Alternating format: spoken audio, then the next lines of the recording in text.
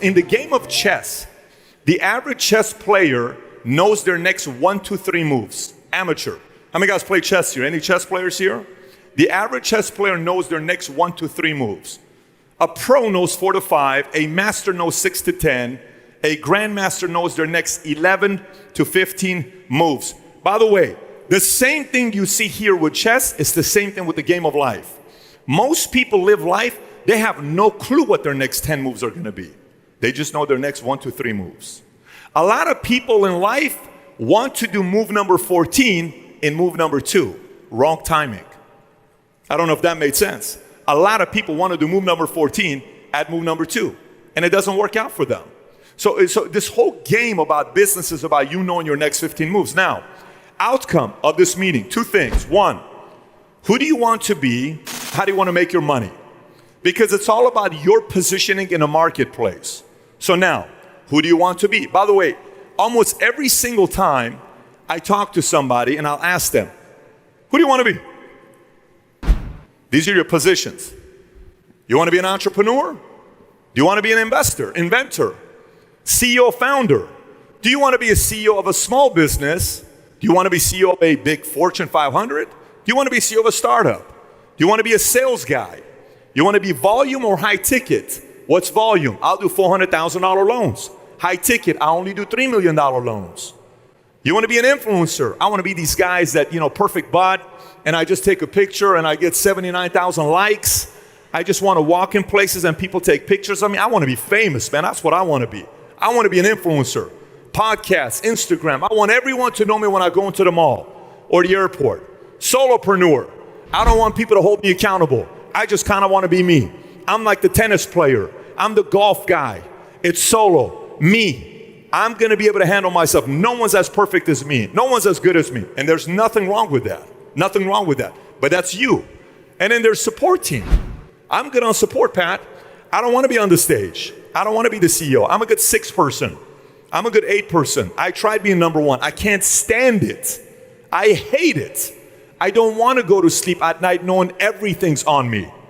I want to go to sleep at night knowing everything's on a guy who's got 3 people, then these people need support, and it's me. I like that. That's my comfort zone. Great. Or you want to be an entrepreneur. You know what? I want to go be part of a company and within it grow up to be a CIO, CTO, CCO, COO, whatever, and I want to own a piece of the company, but I don't want to be number 1. I want to be an entrepreneur. And within the company, I want to think like an entrepreneur, and I want to own a piece of the company, and that's how I want to make my wealth. But that's who I want to be. Well, most people are like, well, I like this guy on Instagram. Maybe I'll be like him. Yeah, I kind of like that girl. Maybe I'll be like her. It'd be kind of cool if I knew how to take good selfies like her. It'd be cool if I can do this. But we don't really know who we want to be. So how do you make your money? Wealth, marriage, marry a rich person. Fastest way to become a millionaire. Equity. I want to get a piece of the company. That's how I'm going to create my wealth. No problem. Build to sell. I want to build a company, run it for 5 years, sell it, get my 20 million, go enjoy myself, right? That's what I want to do. Buy and hold domains. I have a collection of 1,000 domains. Somebody wants to buy this domain, $300,000 check. Eventually I'll make 6 million. I'm good. That's all I want to do. Long-term planning, the typical get a job, 401k, all that stuff.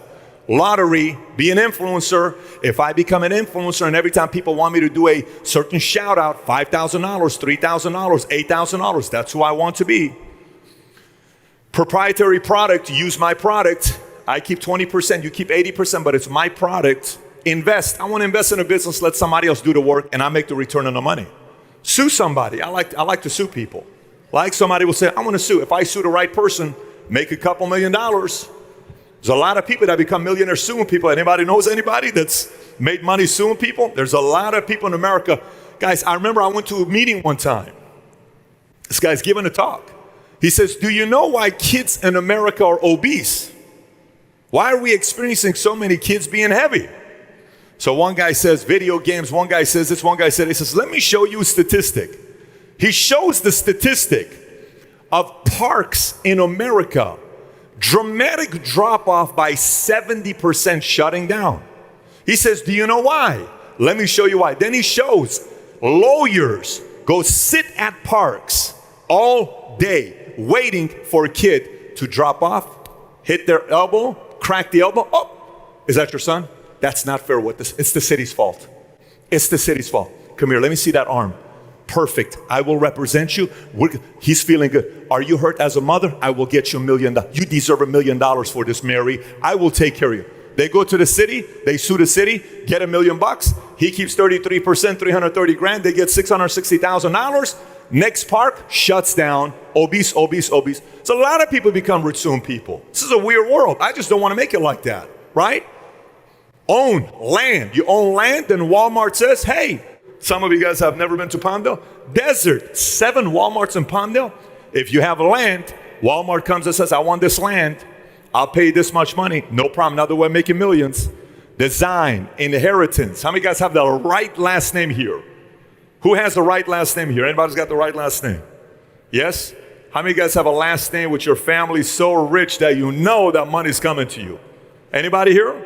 Any Kennedys here? Any Rockefellers? Yes? Any Escobars, right? Any El Chapos in here? I don't know. We got some names out there, right? It's probably more El Chapos than Escobars here. Maybe it could be a difference as well. Okay. So how are you going to make your money? So what's your game plan? Who are you going to be? How are you going to make your money? By the way, just so you know, it is the easiest time ever in the history of mankind to be a millionaire. Ever. It's the easiest time ever to be a millionaire. It's never been easier than today. Ever. It's a joke today to be a millionaire.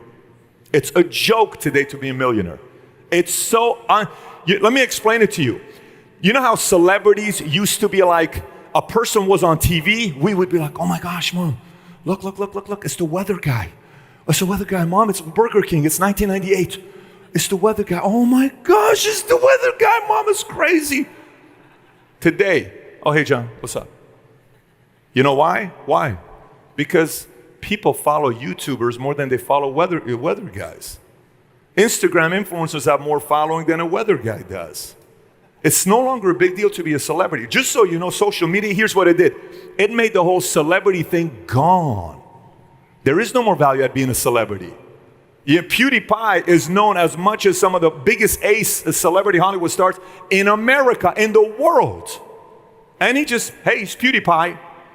Regular guy, Logan Paul, Jake Paul. It's a complete different game today. Being a celebrity is so easy today. Making millions is so easy today. Your strategies is what needs help. So let's talk about it. Where most people struggle, lens and language. Let me speak about lens first.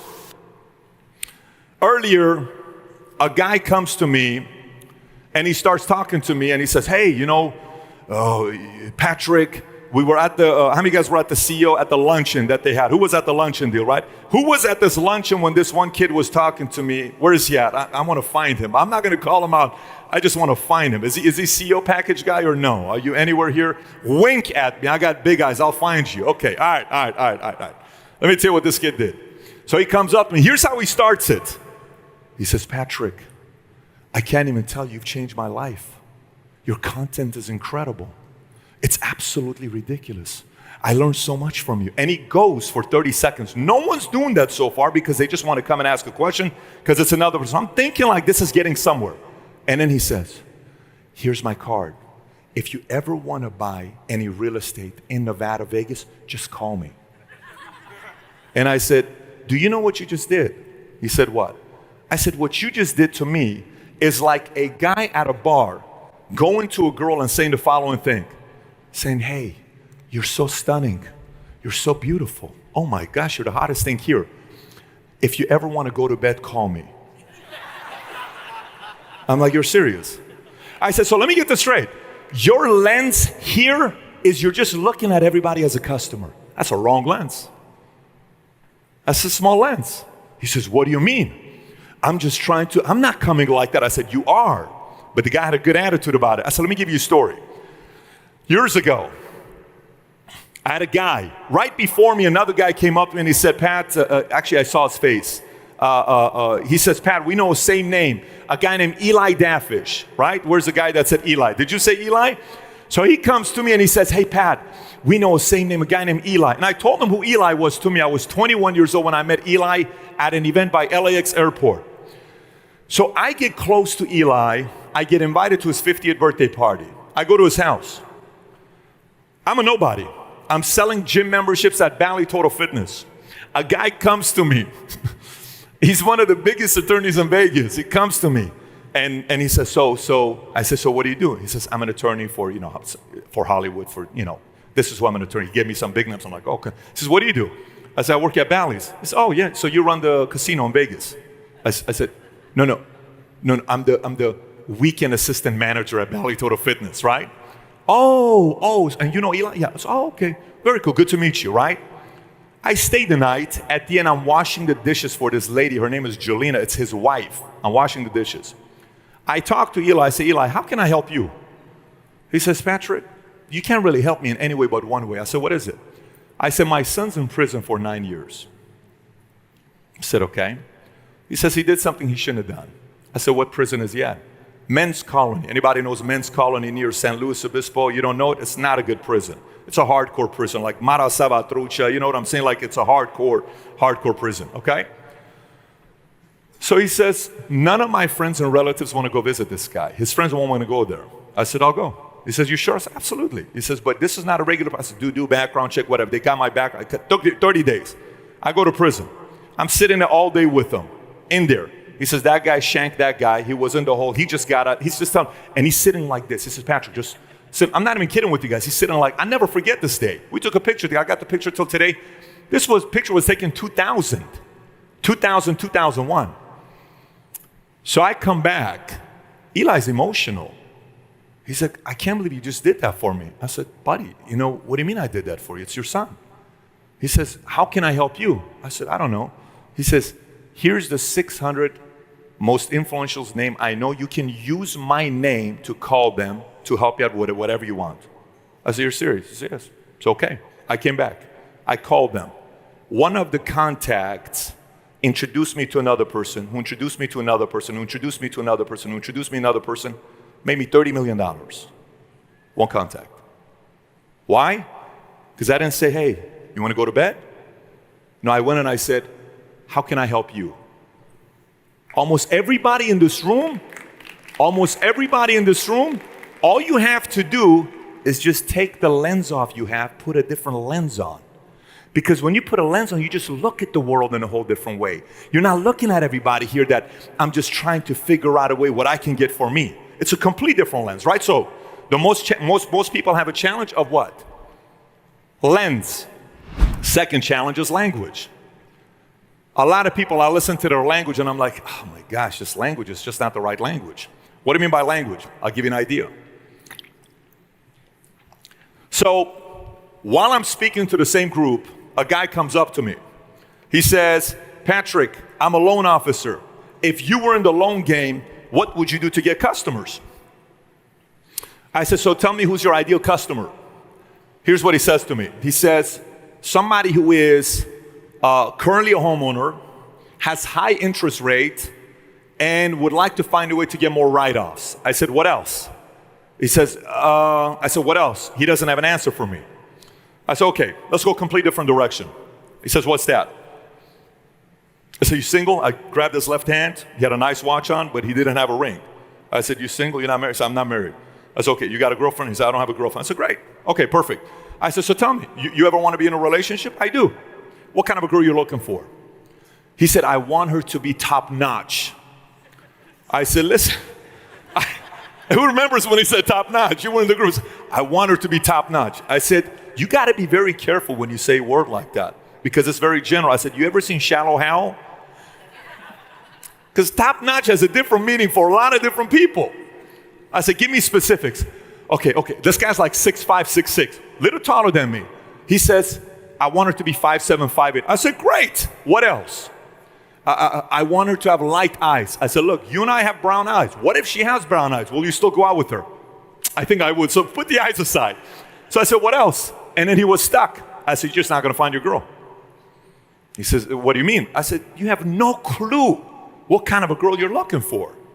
I said, let me tell you what. I said, by the way, how many of you here know a girl that's 5'7", 5'8"? Raise your hand. Do you see how wide this is, right? But you know what kind of a lead you can give them? I know 82-year-olds that are 5'7". Say, hey, I got a 5'7" person for you. Pat, she's 82. All you told me was 5'7". She's 5'7", 82. But that's not what I want. Well, then tell the world what you want. So I said, look, here's what I did. I was dating all these girls. They were all the same. One day, you know how guys and girls, we all complain, where are all these great women at? I'm telling you, there's no more good women nowadays. And these men, oh my gosh, look at them today. And we complain. It is not the men or the women. It's your language and it's your lens. So I sat back. I said, Pat, what are you looking for? I went specific. Toes, eyebrows, cooking. I could care less about nationality because I'm okay there. But for me, whatever you are, you got to learn to make my dad's cooking. I don't care what it is, because I want the house to be good smelling food. If the house smells like food, kids come to the house. I want you to learn how to make these 5-6 dishes my dad makes and my mom makes. I'm good. I don't care what you're doing. I want it to be curry, or I want it to be this. So I wrote it down, what I wanted. You know what I did next? I told everybody, here's what I'm looking for. Hey, I'm looking for this kind of a girl. Okay, cool. Here's the criteria. Here's what I'm looking for. Here's what I'm looking. Hey, here's what I'm looking for. Here's what I'm looking for. Here's what I'm looking for. I'm looking for a girl like this. Here's what I'm looking for. Here's what I'm looking for. Then all of a sudden they started showing up. And then I picked my wife. She's sitting over there, right? And we got married. It's my criteria though. Moral of the story. Lens, language. Change the lens, change the language. Business is all about lens. So you're here. What are you looking for here? Why are you here? Are you just here to listen to David Goggins or me speak? Are you here to just get close to Albert? Why are you here? What is the purpose? What is your lens? What's the language you got to speak to get what you want? Those two need to adjust. Let's continue. Next part. No matter who you are in this room, guys interview me in the back, and he asked me this question. He said, do you remember when you made your first million? You know how they do the speed round stuff in the interview, and they kind of ask you questions? Tell me the first thing that comes to your mind when you say this. He says, your first million. I said, I don't remember. And he went off track. He said, why don't you remember? Because it wasn't a big deal. It was like, if it was million, I would have slowed down. I don't remember the first million. So, oh, really? I said, yeah, I don't. He said, so tell me why. So then we went in. I said, look, here's what you got to realize. Most people, this is how they compare themselves. Most people. See, in every single level in life, there is an 80% in that group. Then there's what? 20%? Then there's 1%. What does this mean? Let me explain. In this room, raise your hand if you've made less than 6 figures in 2019 so far. Raise your hand. If you made less than 6 figures in 2019, guys, we can either have a regular meeting, and if you come to my meetings, I'm disciplined. I don't screw around. I don't like to waste your time or my time. If I'm asking you, let's participate together. How many guys made less than 6 figures? I can't help you if you're not going to be real with me. Okay, less than 6 figures. How many guys have made so far this year between $250,000 to $500,000 net, not gross, net, $250,000 to $500,000? Look around. Okay, good. How many guys have made between $500,000 to $1 million net so far this year? $500,000 to $1 million. Who has already made more than $1 million this year? More than $1 million this year. Okay, 1, 2. I want to see these hands. Can you put them up? 1, 2, 3, 4. So I know him, Michael, Tim. What's your name? Alexandra. And then what's your name? Gentleman out back there. Can you scream out your name? Louis? Bruce? We got Bruce. Anybody else? I got one over there. Anybody else? Anybody else? Anybody else? Keep your hand up again. Keep your hand up again. Okay. These are the guys I want to talk to, right? But watch this. In this room, these guys are in the 1%. In the room, the people that raise their hand that are between $500,000 to $1 million, they're in 1%. The guys that raise their hands between $250,000 to $500,000, they're in the 10 percentile, 5 to 10 percentile. 100 to $250,000, 20 percentile. 100,000 below, you are all in the 80 percentile. Fair?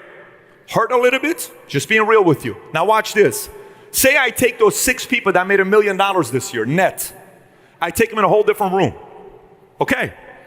In this room, the minimum earner out of a 2,000 people, minimum net so far, has made $10 million.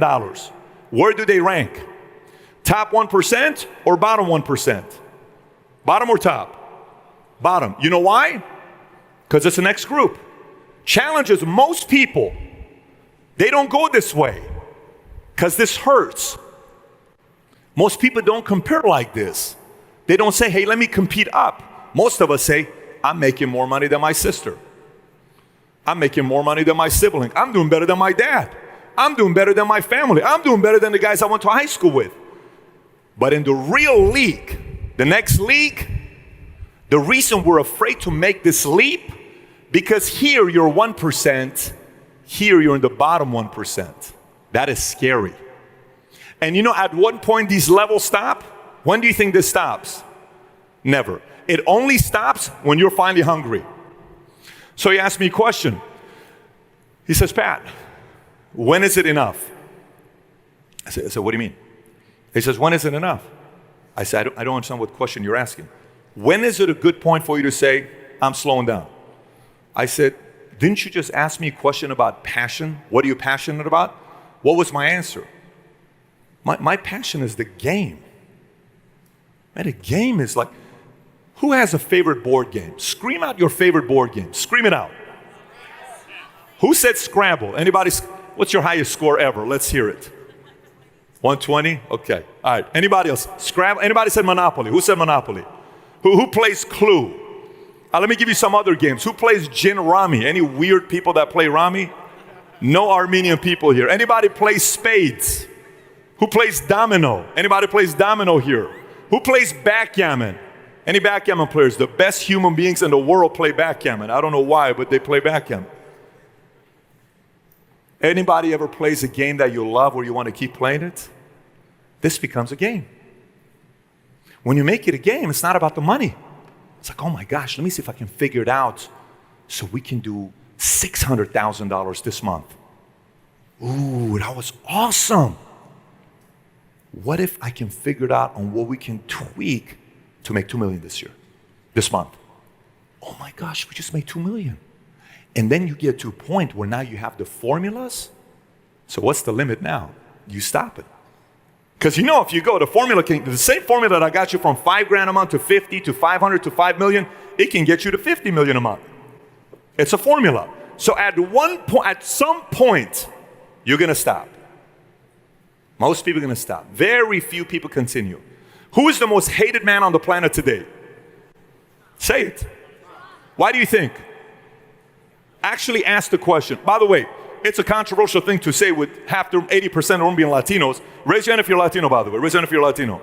Let me ask the question a different way. Raise your hand if you are not Latino. Look at this. Guys, if a fight broke out, all the Latinos are whooping everyone's ass in the room here. I'm just telling you right now. All they're going to say, Michoacan? Yeah, what did you guys say to you? The fight's going to break out here.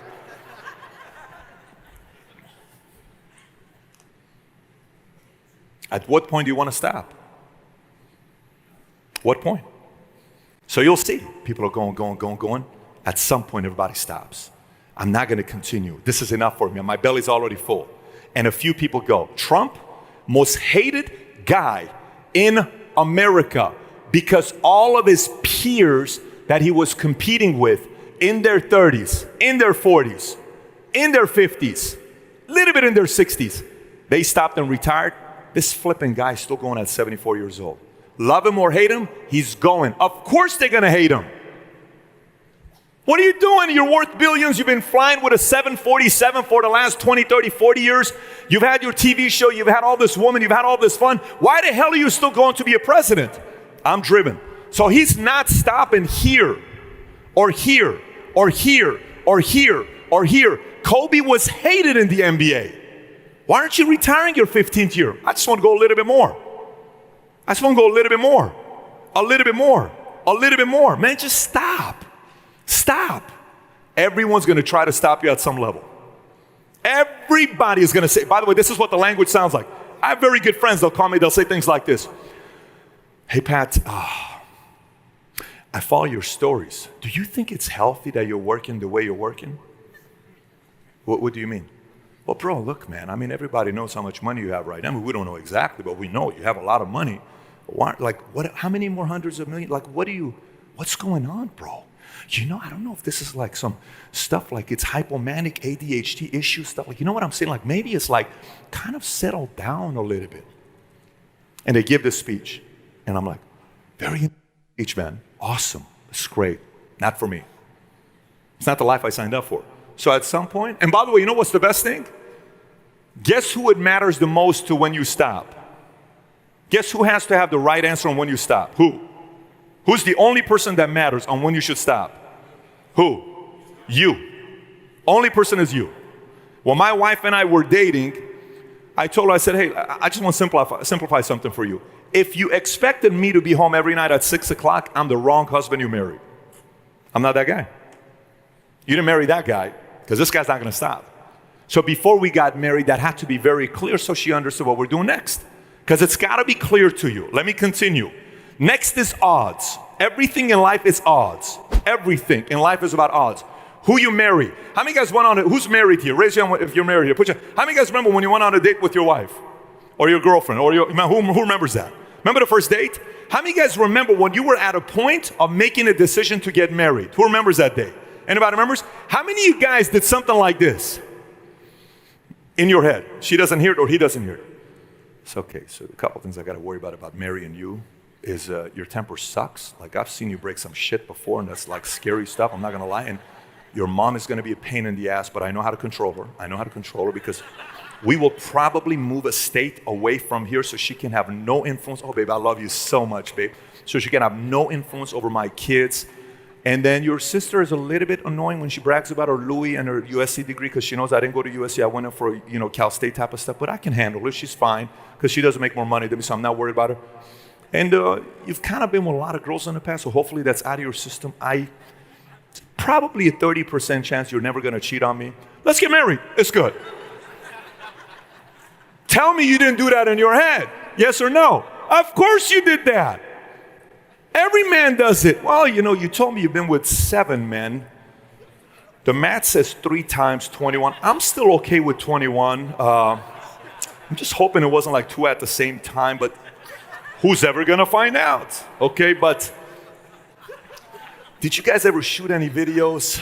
Would you ever tell me if that ever comes out, kids are gonna be embarrassed. But you're hot and you're good in bed, but you're terrible with finances and you have this one smell that sometimes like I can't stand. I don't know if I can do this. I just think it's me. This is not gonna work out. Who's ever broken up with somebody for the weirdest reason that you never ever told them? Raise your hand here, right? Because this is what you're doing. You're doing this in your head. All you're doing and nobody knows is odds. It's all about odds. Odds are this is not gonna work out. Odds are this is not somebody I wanna do business with. So you gotta put your odds in your side. So life is about making decisions, okay? Everything about decision-making process is about odds, everything. You need a system that helps you make the best possible decisions with the best possible odds in your favor. Once you have the system, everything can be flowed through you. Everybody wants to say the best skill or the key to success is hard work, marry the right person, faith, all this other stuff. If there's one thing I want to pass down to my kids, it's for them to have a decision-making process that they learn from their dad. Whatever they do from there is completely up to them. But it's a decision-making process. I want to pass this down to them. The rest is on them. They can figure out what God they want to believe in, what political side they want to believe in, what kind of money they want to make, what industry, who they want to marry, who they want to be friends with. But I need this system to be passed on to them. Systems, boring. But systems is what helps you scale from employee to sales leader, to business owner, to CEO founder. Once you get to this point, I was a terrible CEO at first because I didn't pay attention to systems. Because systems, what is exciting about systems? You know how sometimes you guys go to these conferences and you're there for 3 days and everybody says what? You can do it. Life is good. I'm telling you, you were made to do something big. And I was like, oh my gosh, this is just so heartfelt. I'm so emotional. And then you leave, you're so motivated for a day, 2 days, a week later, like, yeah, but what do? I didn't really learn a lot. But damn, I was motivated for a day. And I have nothing to do. And then you go to some meetings where you're kind of like, okay, These 7 things I do, and then you do it, you're like, oh my gosh, I just went from 300,000 to 720. It's these things that stuck with you. It's systems. So you got to find systems for yourself. So now, effective systems to create momentum, to maintain momentum, then to advance momentum. By the way, this is the most annoying phase to be. The most annoying phase to be is creating momentum. These are the days you're working 18, 20-hour days, and it seems like nothing is going your way. How many of you guys have had a week of hard work and nothing in your business improved? Who knows what I'm talking about? How many of you guys have done it for a month and you're like, oh my gosh, what a waste of a month, right? But what you're not realizing, if you can go for a month, your skin is getting thicker. Then all of a sudden you have some momentum. And then when you get momentum, if you get cocky, you lose this. Then you go back here. Do you know why most 50-year-olds don't want to start a business? Because at one point they did, and they knew how much it took to create momentum, and then they got momentum, and they lost momentum, and they didn't maintain momentum, and they went back here, and they don't want to do it again. They don't want to do it again. How many guys have met some sharp 45, 50-year-old men and women who are not teeing it up anymore? They're just settled. Anybody knows people? Their biggest fear is they know what it takes to create momentum. They just don't want to do it. But they won't tell you. Remember how we talked about marriage relationships? People don't tell everything to each other, but we make the decisions. No 50-year-old's going to tell you, dude, the reason why I don't want to do this is because I just don't want to work that hard. And they'll find a different excuse to go on around. Some of you guys are in this room. I met some 50-year-olds in this room. You'll find a way to manipulate yourself into sabotaging yourself on why you shouldn't pay the price. I'm a grandma now. I'm a grandfather now. This is not something you need to do. I need to stay home. That's all ways of you selling yourself. Your language is preventing you from getting to the next level. And then advancing momentum, this is the fun part. This is when you make money that you know you're not worth. Anybody knows what I'm talking about? Like you're like, babe, did we just make $600,000 this month? Yeah. Does anybody know? We have no clue what the hell we're doing, babe. Like, babe, we better not tell anybody. Act like we know what we're doing.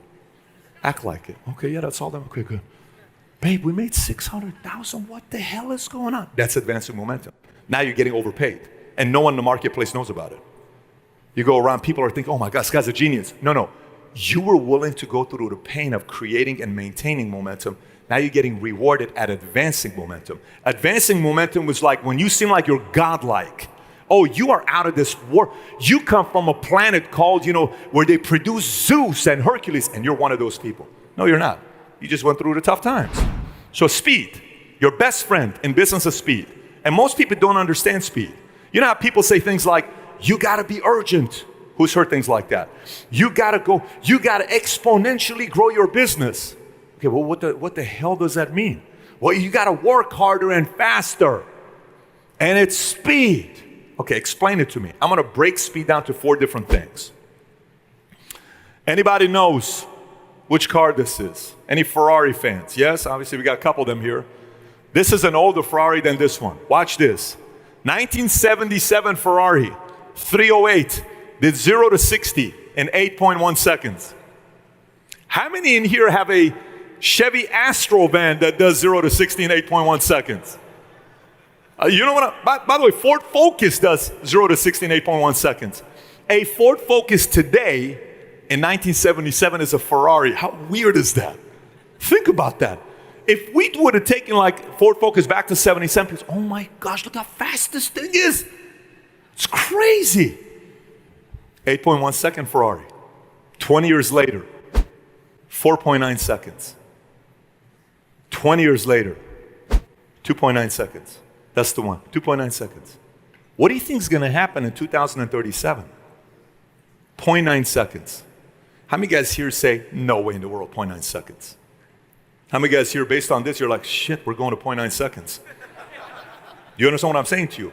The entire game is speed. Here's what's crazy. Most people think it's impossible to go to 0.9 seconds. But most people thought this was the fastest car in the world, 8.1. No.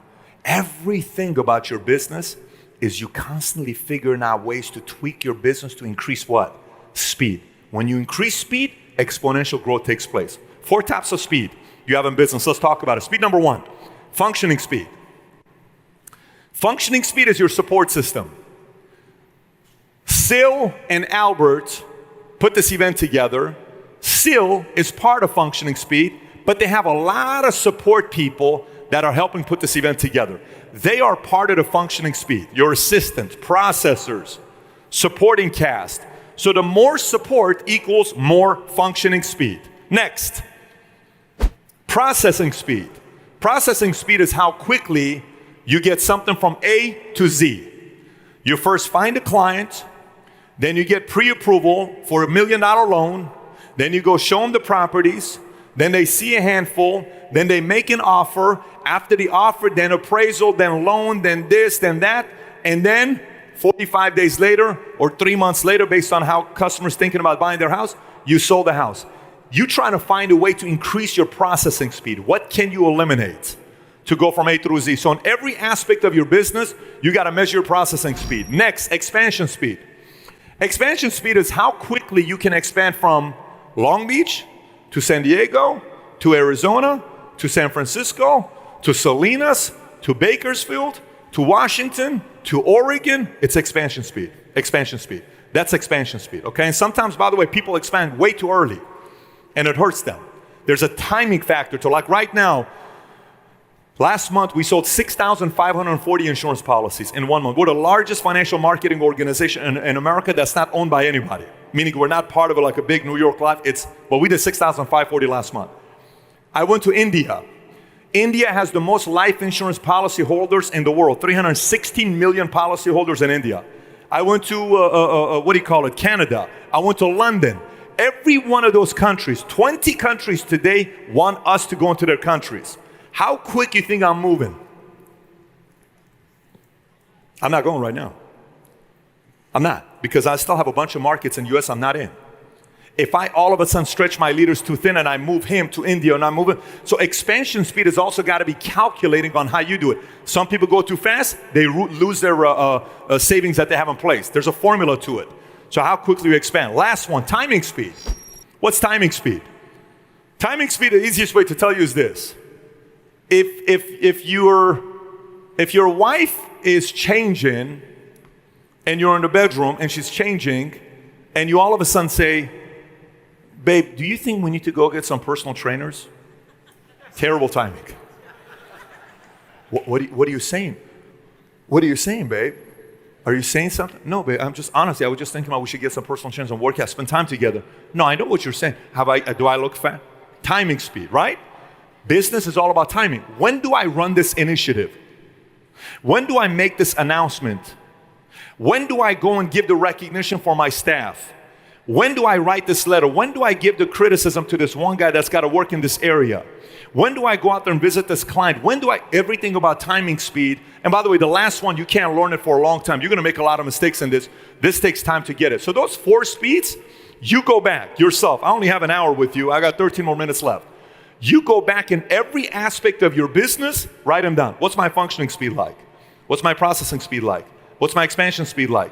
What is my timing speed like? Then assess yourself. That'll determine how fast you're growing and what else you need to grow even faster. So last one, without systems, you have limited chances to sustain growth.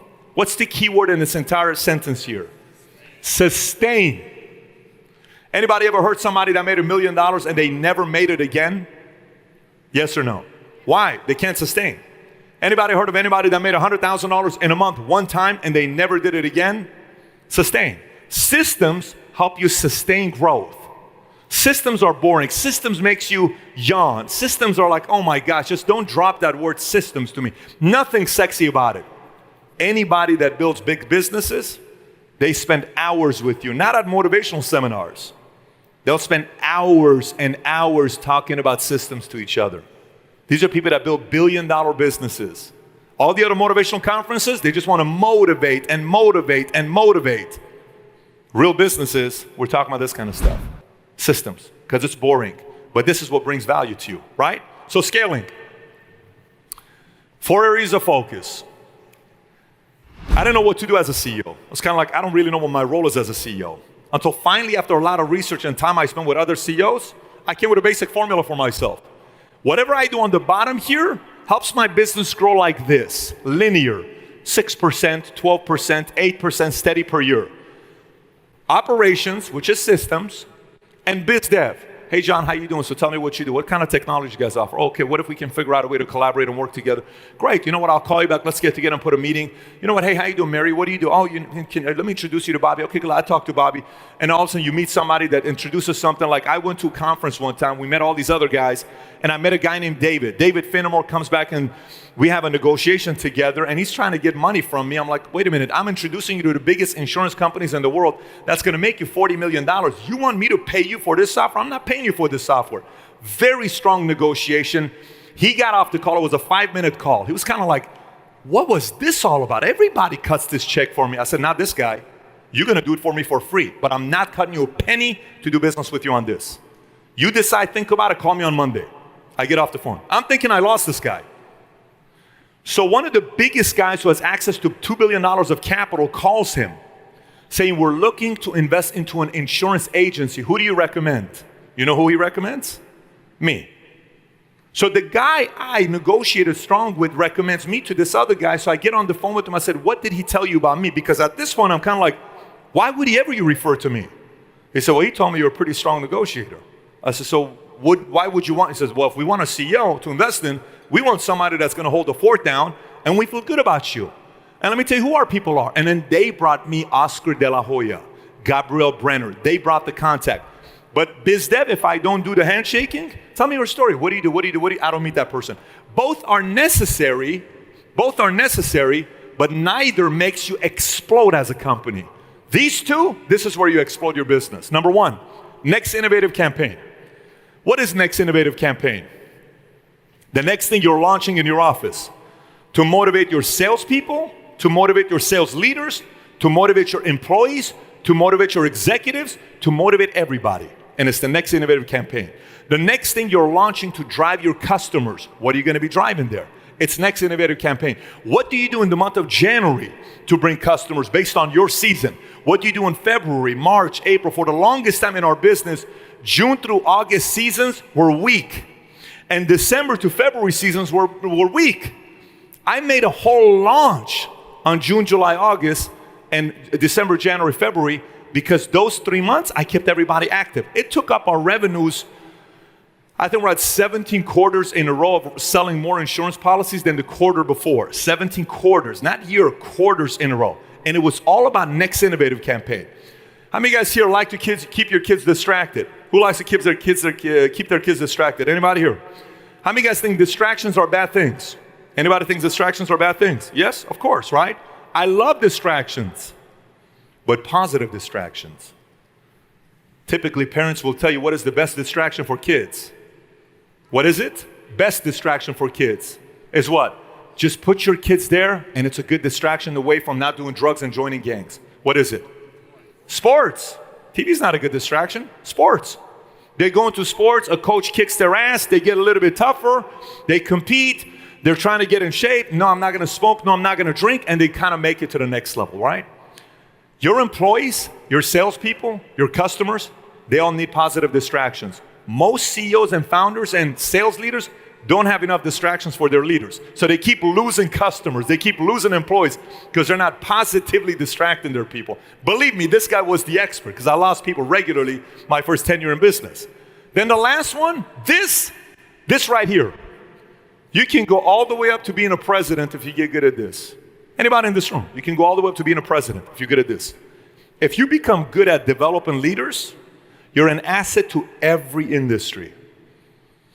Anybody that became a CEO of Uber and all this other guy, you think the CEO's expertise is getting a cab and all this other stuff? No.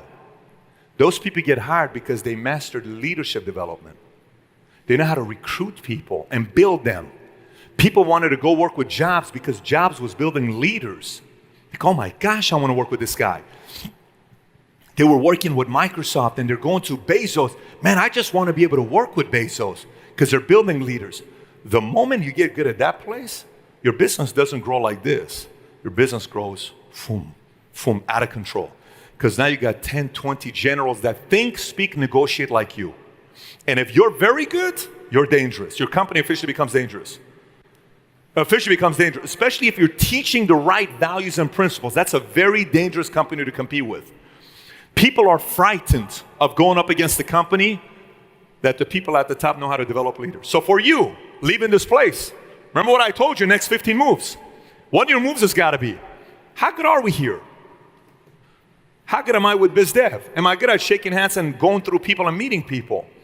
Do we constantly think about our next innovative campaign seasonally, monthly, employee sales? How good am I at developing leaders? Do I snap? Am I good at the small one-on-one conversations? Or am I preaching more? Do I pull the person aside and say, John, can I talk to you? Yes, let's go for a walk. Let's go for a walk around the building. What do you want to talk about? Look, one thing I noticed about you is you like respect, right? Yes. What was that all about? What do you mean? What was that all about in front of your employees? You think that was good? Come on, man. You know you're better than that. You know that person will run through a wall for you. You just lost that person's loyalty. You got to go take that person to have coffee with them right now. That's what you got to do. Go, and I'm going to walk the other way so the person doesn't think that I told you to do this. And then that other person, you know that person's mom just passed away 2 weeks ago. Why are you talking like this? Pull them aside. Give them a nice book. Give them a nice, go give them a $20 gift card. Say, go do something. What's that all about? No, you're right, Pat. Dude, you keep telling me you want to get to the next level. To get to the next level, you got to be better with people. Okay, then he leaves. Hey, I'm so sorry. Can I take you to coffee? Let's go. Look, you're the most loyal person I have. You know the department wouldn't be the same without you. Hey, I'm so sorry about the loss of your mom. Like, I just got this gift for you, man. Just go and you know what? Today, just leave early. Go spend some time with your husband. I heard, I'm so sorry, man. I just really, boom. That's leadership development. Those small 8-minute conversation, 9-minute walk, 3-minute walk. All of a sudden, everybody's doing that in your organization. Now you're getting thicker. Now you're making real money. How many stuff is just kind of going like this to you? Or is it sticking? Is any of this stuff making sense? Yes, no? Okay, good. So I'm going to continue. Formulas, simple. You need the right story, you need the right team, the right data, the right strategies, then it's predictable scale. Some of you guys have the right story, you don't know how to tell it. You got to figure out a better way of telling your real story. Most people don't know how to tell the real story. Most people don't have the right team. A guy was asking me a question. If you want to, are you going to send your kids to college, Patrick, because you say college is a scam? How many of you guys think I'm going to send my kids to college? How many of you guys say Pat's not going to send his kids to college? What do you think? Okay. If my kid absolutely doesn't want to go to college, you think I'm going to force him? My personality. Absolutely not. If my kid wants to go to college, you think I'm going to have him go? Yes or what? Yes or no? But you know what I'm going to tell him up front? I'm going to say, son, listen to me. Buddy, look, bro. In college, a 2.0 GPA is the same thing as 4.0 GPA. No one gives a shit. They just want that certificate on the wall, okay? But here's what you're going to do. When you go to college, you have to befriend the richest parents' kids. Whoever in your class, find out all their last name and find out who their parents are. Go befriend them. Number 2, the person that's the smartest kid that's tech and is a nerd, very weird, is offensive sometimes, befriend him. Okay? I'm going to tell him exactly who to befriend. The dean, go take care of the dean. Go be good to these people in the departments. Befriend all these guys that are placing people in companies because they can get you in Deloitte, they can get you in Goldman Sachs, they can get you on all, do all this stuff, buddy. That's what you're going to be doing. Make sense? Yes. And then after college, get your degree, so put it on the wall. You want to go be a lawyer? Do it. You want to get your MBA? Go for it. You want to go be a doctor? Whatever. But make sure you build the right team around you. Because this right here is something very few people talk about. Very few people talk about. Let me tell you, the right team, all day, the right team is game over. Any industry, put the right team together, game over. All I'm teaching people is build the right team. So right story, right team, right data you study, right strategies, then you predictably scale. Constantly over and over again. So your next move, we're at the end. I got 2 minutes left here to wrap up. You guys got one more day here. I think Albert's got a surprise to make to everybody here, which is going to be interesting. He may or may not do it today. He may do it tomorrow. I heard tomorrow you guys got some good speakers that he'll have back here to speak to you guys. But this entire session of me speaking was for you to think about your next what? 15 moves. 15, not just your next move, your next 15 moves. So for some of you guys, how many of you guys want to stay in contact with us, stay close to us and communicate with us?